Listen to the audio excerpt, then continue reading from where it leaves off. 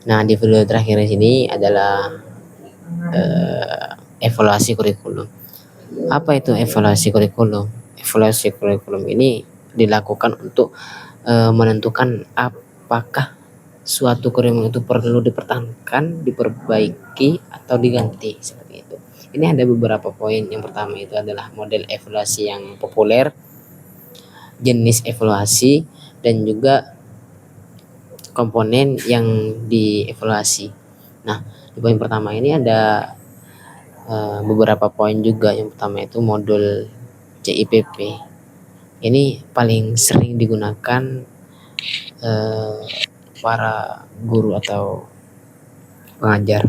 Yang pertama itu adalah kebutuhan dan lingkungan, atau bisa mengapa kurikulum itu dibuat. Bisa timbul pertanyaan seperti itu. Dan yang kedua itu adalah sumber daya guru dan juga sarana.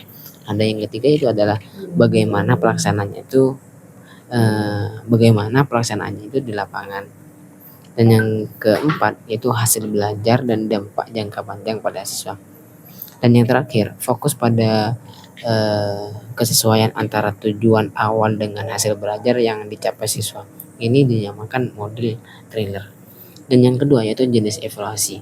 Evaluasi ini ada dua bagian. Yang pertama itu evaluasi formatif, dan yang kedua itu adalah evaluasi sumatif. Yang pertama itu adalah evaluasi formatif. Dilakukan selama kurikulum itu berjalan. Misalnya ya, penilaian harian atau bulanan untuk memperbaikan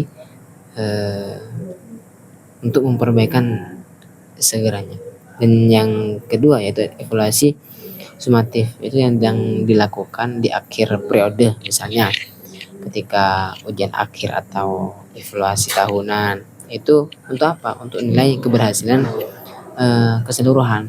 Dan yang ketiga, poin yang ketiga yaitu adalah komponen yang dievaluasi. Ini ada beberapa komponennya. Yang pertama itu adalah materi, yang kedua adalah metode, yang ketiga itu adalah sarana, yang keempat itu adalah hasil belajar.